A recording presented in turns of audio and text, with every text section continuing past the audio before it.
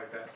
The rail bed right away and the rail prism currently functions somewhat as a levee to separate the bay and the highway. And if we do take global warming and rising sea levels into consideration, and if that particular segment was reconstructed and provided some additional elevation, that trail construction could probably take place at that same time, and we could have some simultaneous development.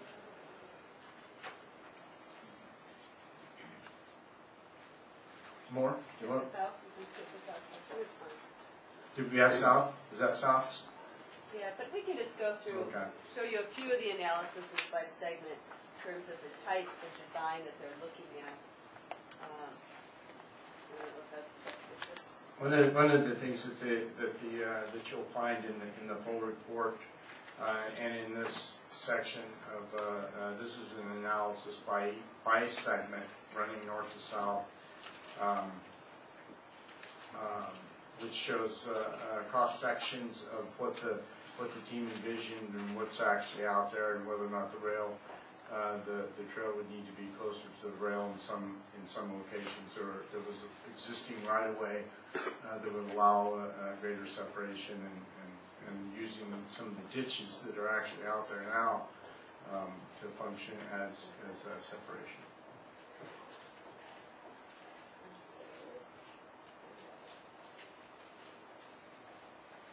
Versus this scenario here, which is segment 3, where the proposal is to actually build up your rail prism.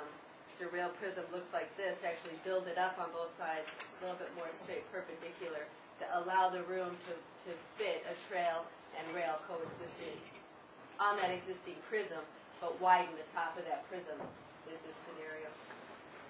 Still leaving some ditching there for wetlands and drainage features.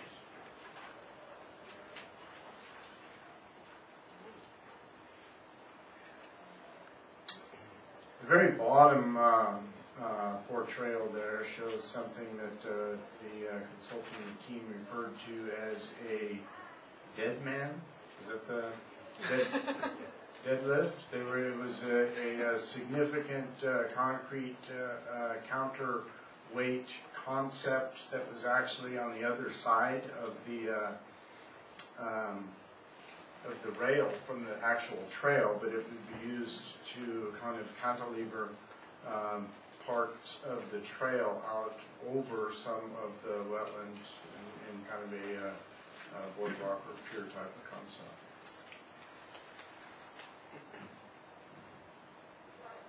Again, this is another segment, and the bottom portrayal again showed that I think he referred to it as a dead man or deadlift. He didn't say dead end. And along with some of the your cross drawings, the full report does include actual pictures of those particular segments, so that you can take a look at. I guess that's to show some of the conditions that you might find out there. So the consultant has provided a minimum of 1, but sometimes up to 3 or 4 different trail design construction options for each of the segments. There wasn't a segment that they found they could not engineer a trail around, but certainly there's a little more feasibility in terms of CEQA analysis and engineering that would have to be done. Yes, in places where there was adequate right-of-way already existing, the trail could be something that would be just built alongside without any real significant engineering feats of strength. But in some of the areas where there were some geographic limitations, topographic limitations, they engineered some alternative concepts. We have the eucalyptus trees there in the middle.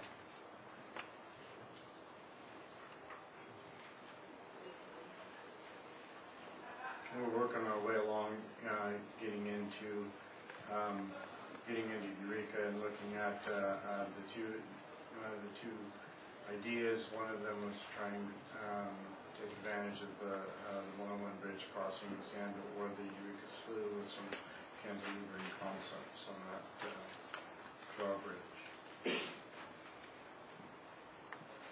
And some of the alternatives that were presented both to the planning team as well as to association and a couple of the cities who did receive had the benefit of receiving the presentation, as well as the public meeting. Option one was to construct a trail within the NCRA right away, you know, holding sacred the marching orders placed upon myself, rail with trail. There was another option that I identified as option two, which was to construct the trail within the US 101 right away, which would put the trail primarily in between the rail and highway. There was a concept, option three, which was to partly take advantage of the NCRA right away and the Caltrans right away. And there was option four was an option to construct a trail temporarily on the railroad right away. And it was referred to as rail banking, and then the option five is no project. And it's not, it doesn't really fit into the what would be the formal practices of rail banking, because rail banking is a formal federal process and term, and I don't think that the formal rail banking concept for this particular segment of rail, I don't think they're necessarily the same thing, because it's usually for abandoned rail properties, and it's an attempt to hold the right-of-way in a single piece. And I don't think that the authority has that particular segment projected for abandonment. I'd say the only one that needs clarification is probably this option three. And basically it would construct the trail partially the NCRA right-of-way, which would be the section from Arcata heading down towards the Parade Cut Center. Once you get into that eucalyptus grove, seems to be the most constrained area of the trail. And so at that point it would move out along the Caltrans right-of-way at this point is sort of the nuts and bolts of option three. The other four, I think, are self-explanatory.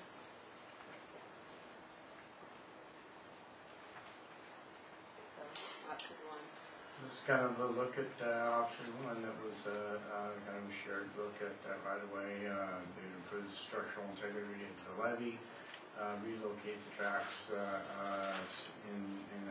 because if you're going to have an improved levee surface, to put the rail right-of-way a little bit to one side or the other of the right-of-way. This is where you can see your prison being built up on either side. This was the most preferable. Option one was the most preferable at the public meeting. The public hearing. This is moving the freeway or the trail over along, almost having because the minimum of the class one facility is 8 feet. It's almost like the construction of another lane of roadway with you can see a little fence separating that. It's a $45 million concept to do that for the entire corridor. This one here was going to combine take advantage of the areas where the right-of-way would accommodate a trail without significant engineering feats, as well as moving some of in the geographic and topographic challenged areas moved to Caltrans. The rail banking concept is noted here by these bullets. It's the railroad right-of-way is already currently in public ownership.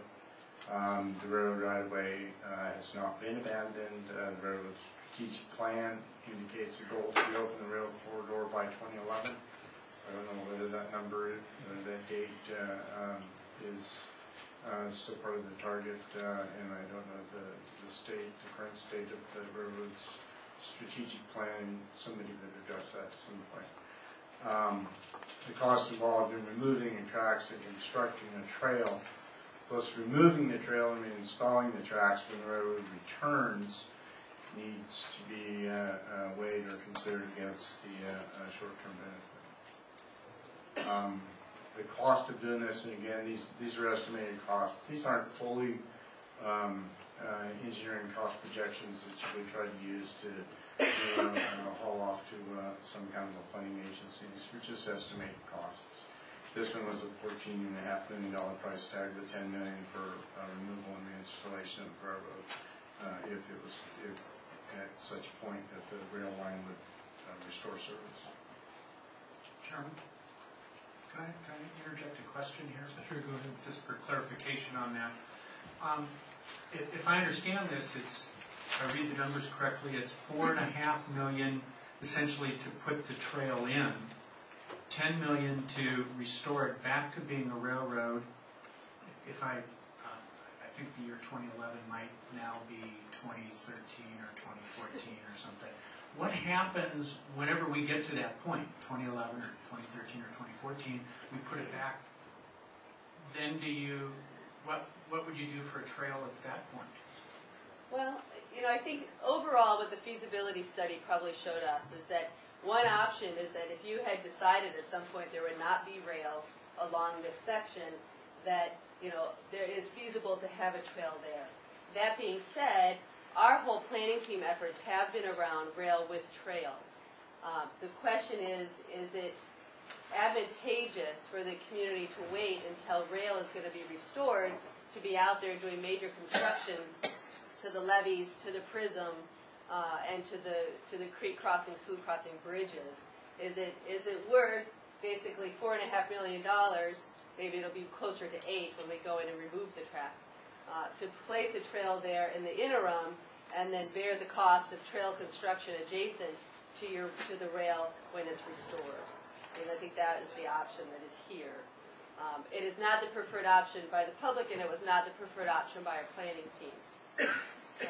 There is an option floating around in our planning team that would say this to your board, would say there is a large number, many segments between, say, Arcata and Braecut Center right now, where trail within your right-of-way, but if a safe distance away from the tracks themselves, that a trail could be constructed at what we think will be a reasonable cost. We haven't asked for engineering estimates yet.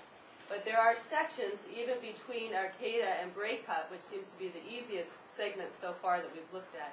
There are segments in there, such as the slough and the creek crossings, where construction of a trail right now would be very expensive.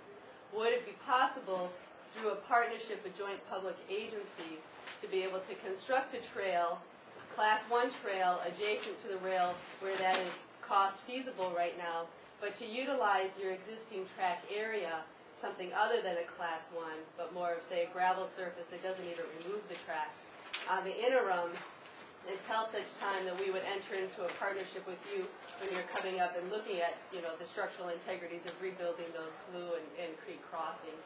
At that point, we would find funding to cantilever a section of trail off of those bridges to make way for the return of the rail. So, I think the planning team sees the North Coast Railroad Authority as a partner in this, and certainly John's participation in that has demonstrated, your willingness to partner with this community in this way, and feels really fortunate that this is kind of a public agency partnership and wouldn't necessarily require the traditional rail banking for another type of public access to temporarily use small portions of the rail line or within the rail right-of-way as another alternative mode of transportation.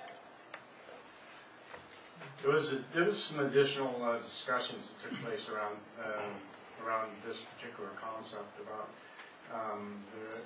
the useful life of what you might be attempting to build, and how the useful life of some of that might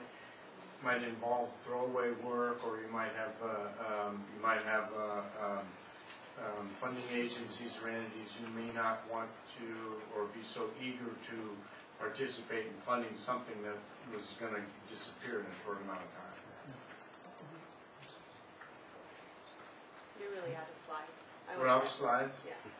Okay. And we're out of time? Okay, that's fine. I would like to invite you all to take a look at either the HCOG website, and it's hcaog.net, and you can find links to this entire document. You have it there. And on those CDs, it does have a lot of graphics, it has a lot of maps, it has a lot of color work, and it will occupy your printer for a very long part of the day if you try to download it and print it. But you know, I would invite you to read it and take a look at it. I don't really have and don't come to you with some sort of a recommendation out of that planning group. I think you probably got a sense of what that planning group would like to see. I know that from my previous request for conceptual approval to develop rails with trails concepts in the NCRA right away, you know, it was all founded, all of that support and that expression of support for that concept was founded on the premise that we not bother or limit in any way the North Coast Railroad Authority's ability to restore service over that segment. If I were to recommend something to the authority, I would recommend that that the authority continue to keep your finger on the pulse of this project as it moves forward. I think the discussions are not over. People like the trails concept. People have, you know, it has some real community benefits and some natural resource benefits, and it has a lot of support. And I don't think it needs to be done in any kind of a concept that excludes anybody's primary interests. Certainly. Sure, thanks. Chairman Hemphill has asked me to lead the discussion through this process. So just before I set some ground rules, we will allow for questions from the board to Spencer and Karen. Well, thank you for attending. And then we'll open it up for public comment and then bring it back to the board to see if there's any direction. Questions from the board to those two? Yes, please. Thank you.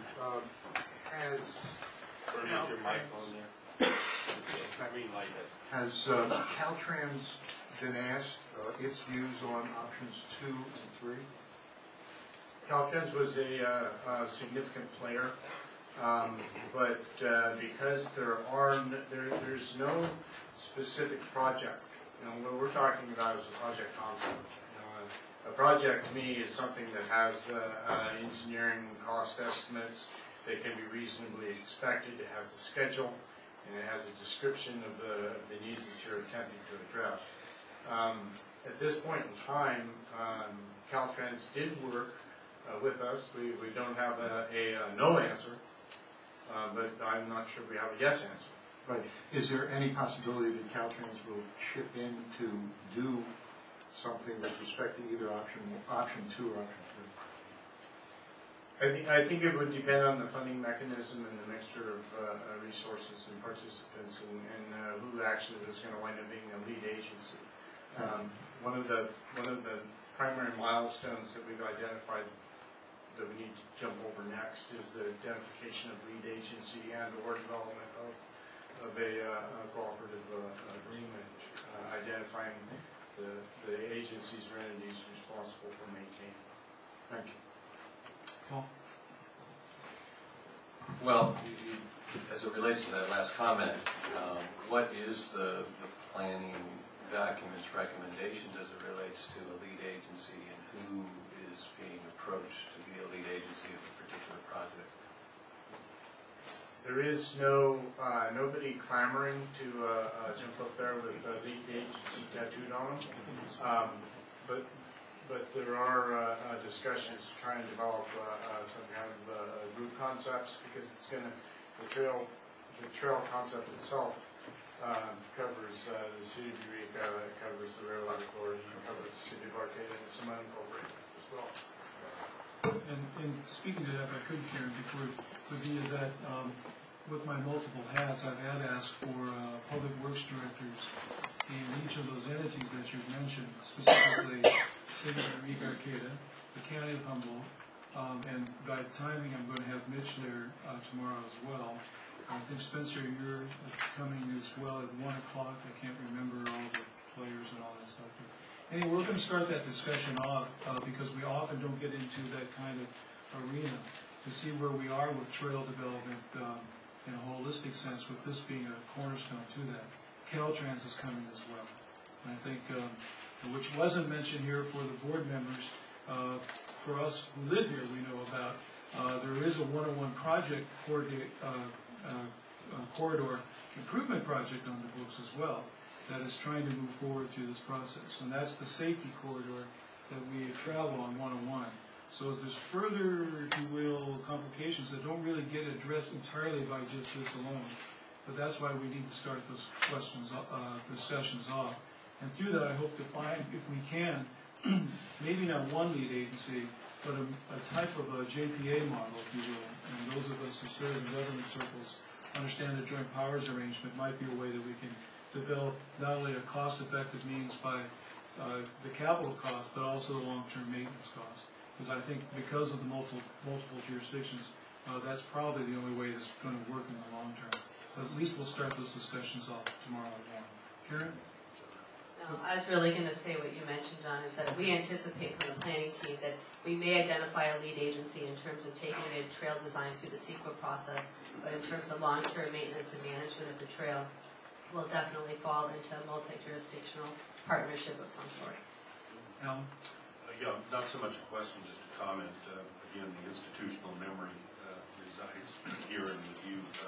But I think it's important for us as we go forward on this thing, and I'm just speaking as a director now, that I would encourage our board and all the other people to find ways to make something happen. I'm basically a positive person by nature, to my fault sometimes. And it's kind of like the railroad. We could have found a lot of reasons not to do what we've tried to do over the years, and yet we found ways to get around obstacles. And this is going to be a monumental issue in terms of railroad capacity and the rest. We're going to have input from our operator, who's a new player since we gave you your marching orders, needs to be respected and listened to. But I believe in my bones as a way to help make this happen, and I'm supportive of the concept as my director, and I appreciate what you folks have done.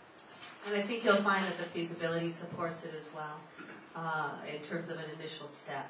The prices associated with the different options are very expensive because they really take in worst case scenario. Somebody would walk in, I should say for the sake of illustration, you know, a single person walks in and is responsible for all of the costs associated with maintaining the rail, taking it out, putting it back in if that's necessary, or building every possible infrastructure around the trail. What we do know in Humboldt County is that we live and breathe by partnerships, and that's the only way we make anything happen in this area. So there will definitely be cost share from a number of different agencies that will benefit from either restoration of the levees, restoration of the bridges, or restoration of the prism. So. Yes, Paul? Just the other question I had is that, well, at least I know in Sonoma County we have a regional parks department that would probably be, in many cases, the lead agency, and then bring along different cities if a portion of their park or trail went through it. You guys mentioned in your presentation about that there's no consistent standard or known setback numbers as it relates to, you know, if you have the rails and the trails next to each other. And you showed some pictures of examples up in Portland, and some of those looked uncomfortably close, and some of them looked fairly reasonable. So I'm curious, at what point in the, as you go through a planning process or even a CEQA process, would that be determined? Because CEQA is going to look at environmental impacts, construction impacts, or other components, but generally isn't looking at jurisdictional liability issues. I would imagine that the rail and trail improvements would have to be more or less scheduled together in terms of trying to make some environmental assessment in order to determine what you think is a safe design has to be, inextricably, you have to consider the volume, you have to consider the speed. There's a similar facility in Santa Cruz where the train runs once a week down a track, and I think it's 10-mile-an-hour track, and they don't feel uncomfortable by having the trail right nearby, and but if you're going to run a 40-mile-an-hour train, that one Portland picture that might be a little uncomfortable. Good. Well, I appreciate the presentation and Director Woolley's active participation in this, and I think as in Sonoma County, we are always looking at different trail opportunities, and as you had a picture of one of our trails on there on your presentation, and looking at opportunities that relates to long kind of inner community right-of-ways is a way to look at it. So I think there's some reasons to look at that. I will adhere to the previous admonition as it relates to ultimately our responsibility through state legislation is to take care of the rail line and to have operable and serviceable tracks and to have trains running on it. So that's going to be a potential challenge, but I actually look at it as an opportunity to successfully accomplish multiple goals. Thank you. Anyone else from the board wish to ask any questions? Yeah, go ahead. Mr. Chair, I didn't see any timetable, and I know this is difficult at this stage. It's hard to take any opposition to the presentation you made, but you're going to fight bureaucratic inertia at this stage, and it seems like somehow you have to create a sense of urgency, even if it's simply an informal timetable. If you're going to garner support from the variety of agencies, give us and everybody else something to shoot for. If it's an informal letter of support, it's something that ammunition that you can take with you to the next one and the next one and the next one, so that you don't endure the inertia that is so commonplace. And that sort of support would be greatly welcomed, I'm sure, by the planning team.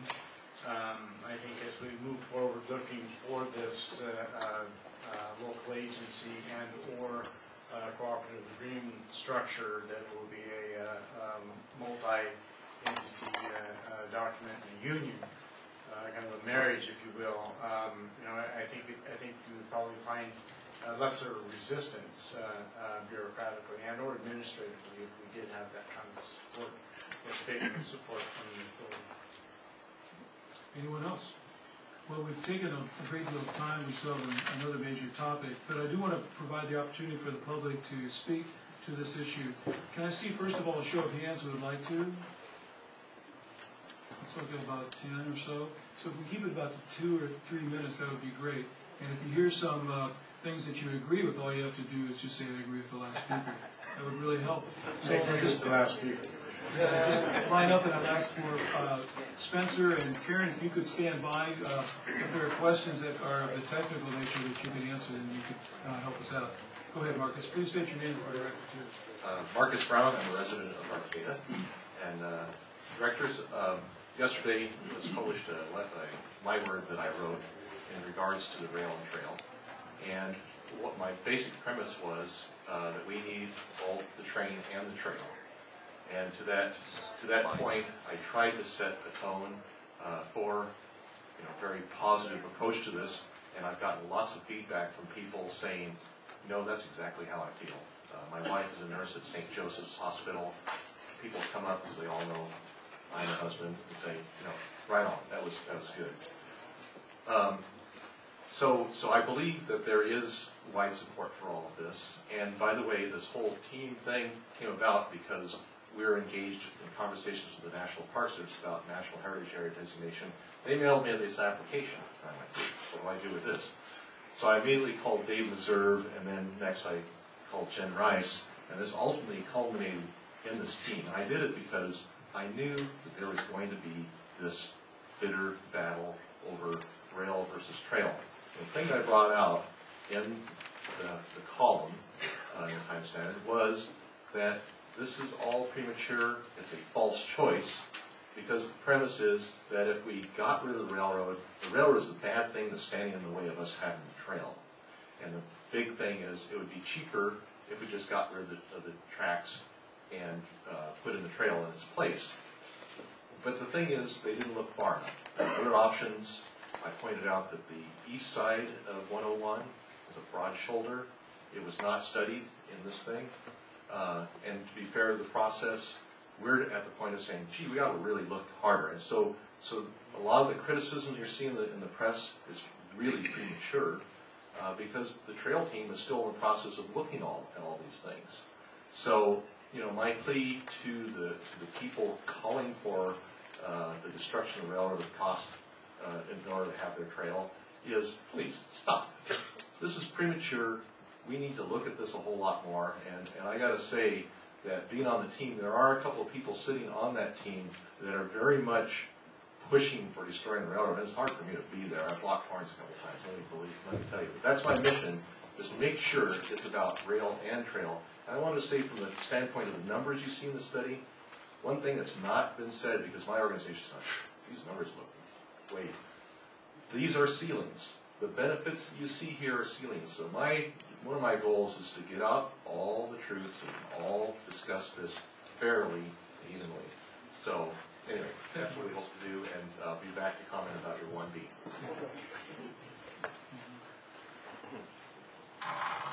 My name is John Schaefer. I live in Arcata. I agree with the previous speaker, and I would say also that even if there is no port development and no Eel River Canyon rail, it makes sense for us to put rail and trail between Arcata and Eureka, and perhaps all the way down to CR, College of the Redwoods. There's plenty of space in the 101 corridor to do this. What there's not is plenty of money. But I do believe there's money available from Caltrans. So if I might follow on Commissioner Meyer's suggestion about interagency cooperation, I'm pleased to see NCRA cooperating with the Harbor District. I think if we can wrap in also Caltrans, we can make this project go. As you are surely aware, Caltrans is proposing to spend something upwards of $60 million to build interchanges and make a freeway between Arcata and Eureka. Most folks I know don't want to see a freeway there, don't want to see an interchange, and would much prefer for that Caltrans money to be used in the development of rail and trail along that right-of-way. So in addition to my lauding of your cooperation with the Harbor District, I would hope you will also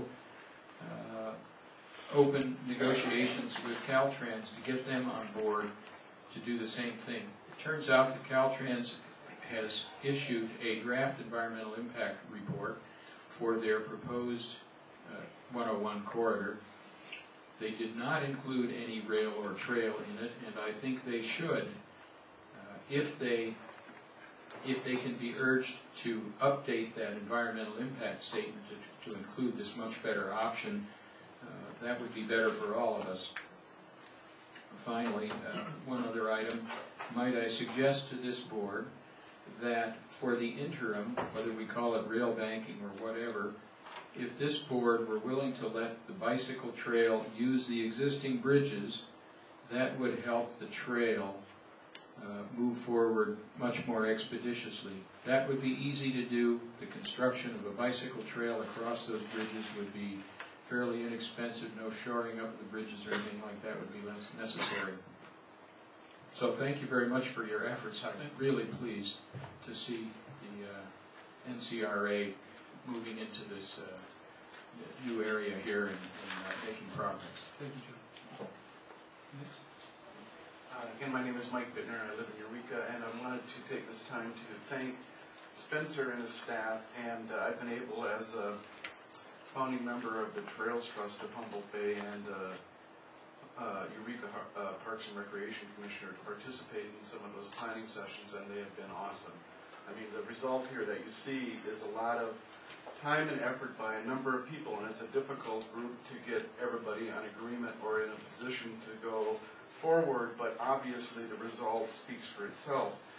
And on that note, I'd also like to comment on Director Kelly's questions about placing a trail close to a railroad and what that experience might be like. And again, I come back to my previous comments of we don't know that there will be a 40-mile-an-hour train, whether there be one of them a day or 20 of them a day. So understanding that complexity again without knowing the long-term speculation of what will be coming past this trail, it makes it difficult to know if it's a 10-mile-an-hour trail, train, we can put the trail next to it. If it's 40, we can't. If there are 20 of them a day, it might be a different scenario. So I would only hope again that this board can find a way to help give more information to all of us.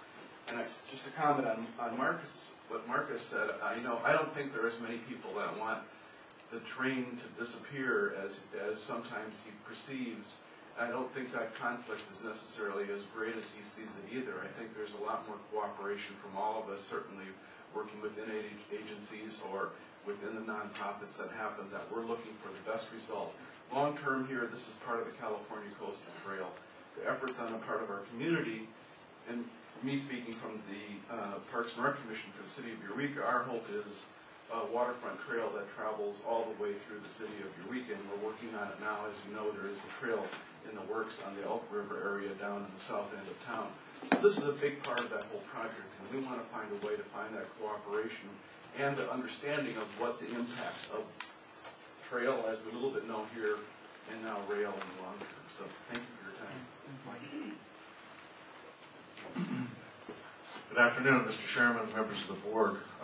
My name is Dan Hauser. I live in Arcata.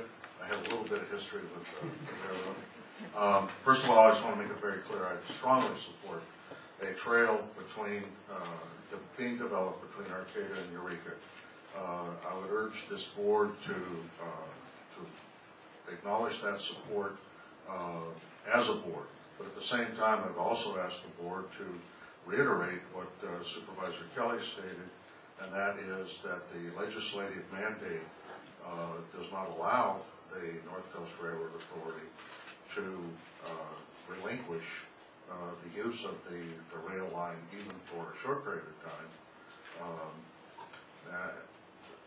On those places where it's been possible to either abandon or modify the usage, such as the rail line where the Joe Rodota Trail was built in Sonoma County, is a perfect use. But in our case, 12 years ago, this board did authorize the rail banking of the Annie and Mary.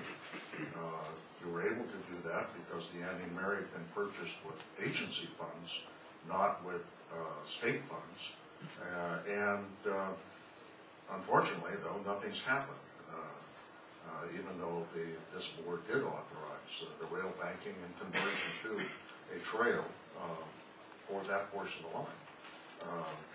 And again, the existing portion, though, you don't have the authority to relinquish its right of way. So I think as part of the support letter, a statement that option 4 is not feasible would also be appropriate. Thank you.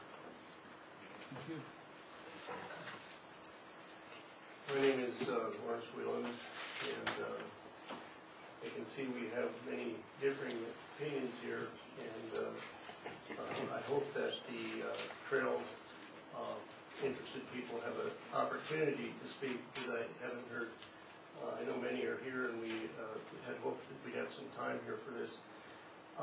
I'm surprised by the last speaker when Alta Planning made it clear that this could be rail banking, so we'd have to certainly look into that. But what I've seen and talked to hundreds of people in our community, and a significant majority of our community does not see rails as a viable option. I receive a very different and positive response about trails as feasible and beneficial. Humboldt County can stand up to any area in the world for its wild and scenic beauty.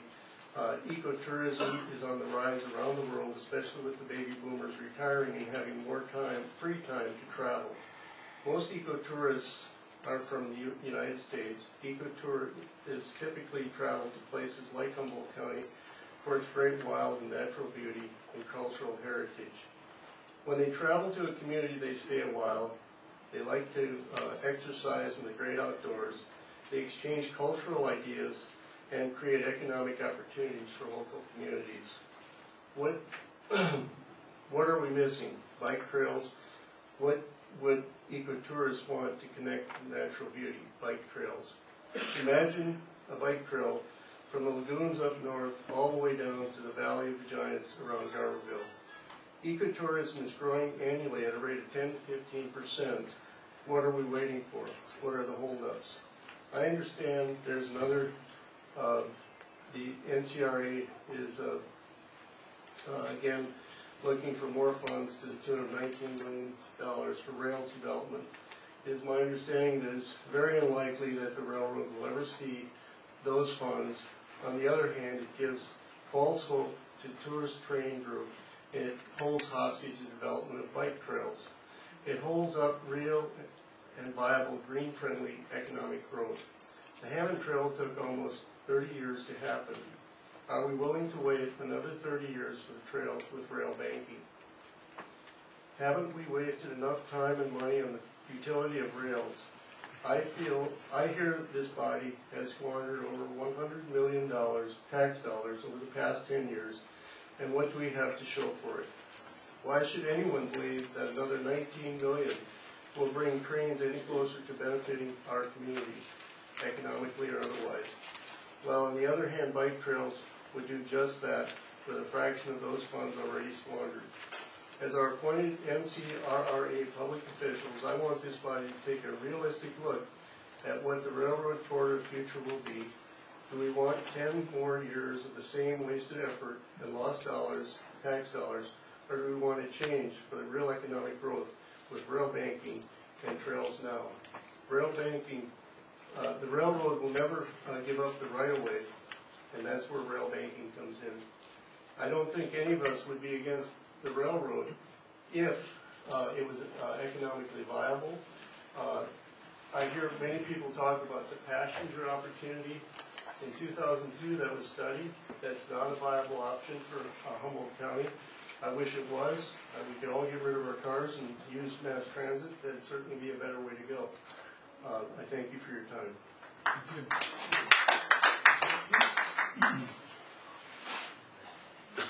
Hello, Bill Burton.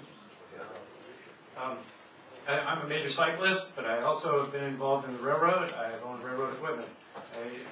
But my comment is basically two things here. One is share the road. You've heard that saying, the bicyclists share the road. Well, I think we should share the railroad also. I think the closeness to the rail issue came up a bunch of times. And you think about, I've been in Europe a lot, and trains go by at like almost 150 miles an hour when you're standing on the platform. It doesn't jump the tracks. You don't hit it. You hear it. And we're going to hear whatever train comes along. So we can share this facility, share it safely. You see it at BART stations, and when we ride on Highway 101, we share the facility, and we're closer than 3 feet, 5 feet from traffic. So the closeness of the rail, or even sharing the space, is absolutely what we should do. It's the option one that was described going forward, I think, is something the board ought to approve today, so that when repairs to the levee come along, that you have a direction on how to repair. Someone asked about, well, 2012, what then? I'm saying we maintain the levee. And the railroad may or may not be running then, but Caltrans will sure want the levee repaired. With use, we get, the option of doing nothing is not a successful option. If we want economic success, you have to do something. There's a lot of shared facilities, like I've seen it in Europe, shared where you walk right in the middle of the tracks. There's light rail all over in every major city and areas where people know where you hear. You always hear a bell if the train's coming. So when the train comes, we will share the space. It's a time of use issue. The time of use is now for the trail, 2012, 2000, whatever that comes along. We will also share the use. And I think, so if we approve option one, sharing the facility, move forward, and we're going to have to repair the levee. I mean, that's obviously coming, and that would be the direction. If you guys approve option 1, I think you can do that today. Thank you. Thank you. Good afternoon. My name is Ron Fritchie. I'm from Arcata, California, and I just wanted to mention that I've been involved with youth activities in this area for over a quarter of a century, as Mr. Hemphill probably knows, and both in Boy Scouting and as the manager and coach of the junior team of the Humboldt Cycling Club. So I'm well aware of the need of trails and the usefulness of it for our youth and also for everyone else. But I'm also very supportive of trains, because trains are the way to move people and goods, and I want to make all opportunities available so that we can have public transportation and other alternatives. One thing I would suggest is, there's a brief mention of this by Mr. Clifton, that in Santa Cruz County there is a rail and trail program going on, even as we speak, from Davenport south to Watsonville. They have $16 million set aside for that with the Regional Transportation Commission, and so I would encourage those who are doing the trail planning and those, when you consider this, to talk to people in Santa Cruz, because I think they're a little ahead of us on this curve. They're very similar to us in many ways in what they're doing, and we might learn some lessons from them, and rather than reinventing the wheel. So thank you very much, and please move forward with rails and trails.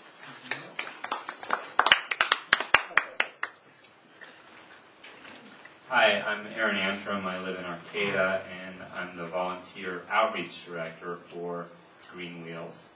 And I'd like to start by responding to the first speaker up here in the public comment period before this agenda item. We talked about the need of good paying jobs, saying that we're in an environment right now where our resources, fish and timber, are depleted, and suggested that the railroad was the solution to that.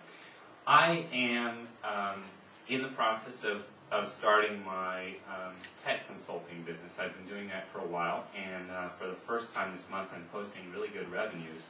I think that is agreed as a really representative of a trend in our county in terms of creative tech professionals choosing to live here because of the quality of life benefits. So in addition to trails being great for tourism, we have it being a really solid basis for attracting the kind of people who are going to bring us into the next phase of economic development for Humboldt County. I'd also like to respond to both Ken Skaggs and Mark Mattioli. Ken talked about the importance of keeping the integrity of the right-of-way. And Mark Mattioli said, the work the NCRA has been doing for so long is really, really difficult. And I want to say the integrity of the right-of-way is very important, and the work you're doing, the approach, doesn't have to be the path of most resistance, which is really what I see the NCRA continually doing. I called Rick Hess this morning, and he's the owner of the mill yard out there, and he's made claims that the railway hasn't been used for well over 2 years. That's what the law says, and he's making claims that he owns. He has the deed for that land, and it's his. And that would be a really sad scenario to see that happen for both the railroad and the trail projects. And so I want to see this right-of-way put to public use as soon as possible. I think it's in all our interests. What we need to do to move that forward is to choose the most feasible possible use of that corridor. And that feasible use is not a psychedelic bus that was talked about before. It's not these rail plans that keep changing. It would cost $5 million for the rail-to-trail option. Those are my other notes here. Aaron, could you speak up? I see we've added more to the list, and we've been here for now some time. So okay, yeah, I'll wrap it up. How about like 45 seconds or so? So, trail advocates are not trying to get rid of the rail, but we do need answers. I want to echo what Mike Bittner was saying earlier, because right now agencies don't want to fund a very expensive rail with trail project when there's no railroad there. And they also are reluctant to pay for a rail to trail project when they don't know how long it's going to last. So we need answers from the NCRA. We can't move forward in the current environment. How soon is rail service happening? What is a feasible, desirable scenario for our community that's really going to happen? What else? Well, my notes are too confusing now. I'm scribbling a lot. So I want to thank you very much for the opportunity to comment. Thank you. Let me see again the remaining folks who wish to speak. Okay. You know, we've been at it for now almost 2 hours, and I really need to have you cut it down to just 1 or 2 statements. I don't think this is the end of the road, if you will, on this whole process. Obviously, there's a lot more work to be done, and we will be back up here again, and we will keep having this dialogue with the community as well as with all the entities that are interested in this topic. So keep that in mind and when you address this. And let's put a, Mr. Chairman, you've asked that we try to end it around 1. We do have, directors have come a long way and they have to get back, so we need to try and draw it to an eye. So again, keep it to 2 minutes and I'll keep track, and if I see you're going over, I'm going to have to cut it off. Thank you. Good morning or afternoon. My name is Mark Wheatley. I'm the current mayor of Arcata, and I've been participating in the Rail Trail Group in the development of this. And by way of background, I have worked with the Coastal Conservancy and been involved with trail projects up and down the coast and in San Francisco Bay. And so this is not a new type of project that I have experience with.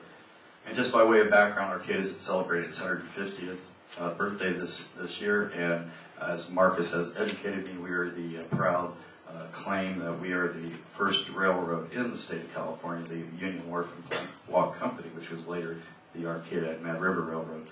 So this project has really pointed out and underscored to me the complexities that go into any trail project like this in terms of planning, designing, permitting, constructing, maintaining, and managing these types of projects. We've yet to even get into some of the other nuanced user conflicts that come with it. As Commissioner Kelly pointed out, and we are in the process of exploring the formation of a regional park and open space district. I'm very familiar with Sonoma's example, and I think ultimately to manage and maintain a project like this, we're going to need an entity like that. Unfortunately, we here locally have gotten into that local cul-de-sac dialogue of either or, and I think really there is room for both. I was reminded of this recently being in the state of Kentucky and watching with a quick increase in fuel prices, the trucks being placed on rail to move transportation around in that part of the country. So my point would be that I think we really need to, and I would encourage NCRA to be very strategic and integrative and innovative in your approach here as we move forward. The rail corridor is in fact, that prism is in fact the de facto shoreline protective structure for the 101 highway in that part of the line. We saw that last winter with big storms and waves breaching that. With projected 1 to 3 foot sea level rise over the next 50-year window, that prism is only going to go up and not go away. So we're going to need to be smart about that. There's other options in terms of looking at fish passage improvements, other restoration options that go hand in hand with other goals and other landowners within the corridor. I think you need to bear in mind that there could be some alternative and interim options that have been mentioned here today, possibly the tourism train, and there are other routes that need to be looked at. We've looked very closely, very hard at this one. And the last point would be that I really encourage NCRA to expand your dialogue and become a more active partner. John's done a great job, but I think that's what the community wants to hear from NCRA. Thank you, Mayor. Thanks. Hello, I'm Mark Lovelace from Arcata. And first off, I just want to make a point that I appreciate that all the directors have come here to Eureka to hear from people in this community. Please recognize that it's a lot easier for the few of you to come up here than for all of these people to go to wherever you're going next. So I hope that you won't hurry people through your comments and respect that you're here for a reason to hear from this group of the public. The NCRA exists for the purpose of moving goods and people along this right-of-way.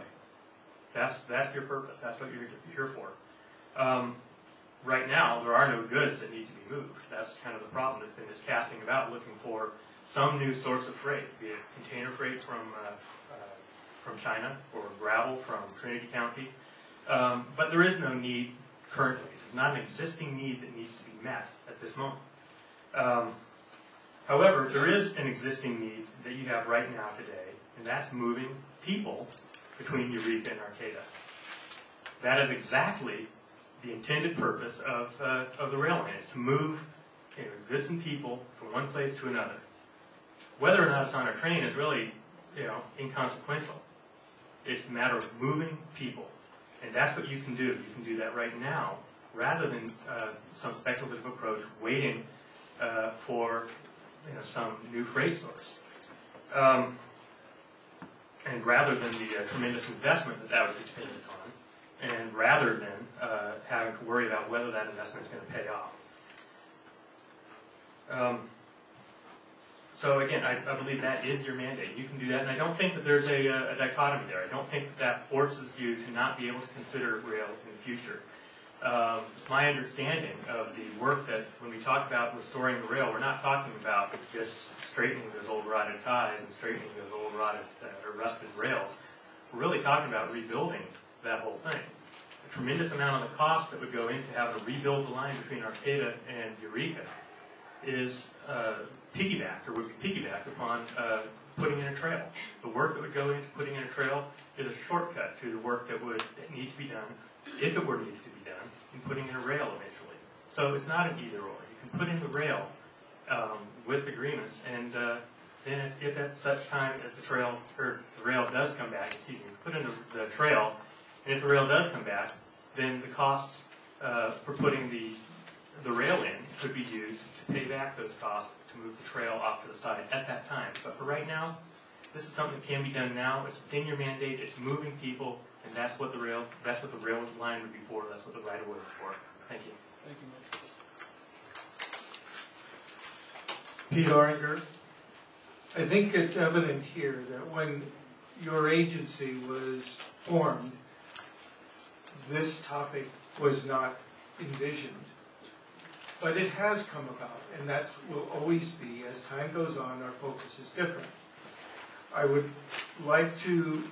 participated in the document that you saw here, in the forums that were there, and it was always rails with trails.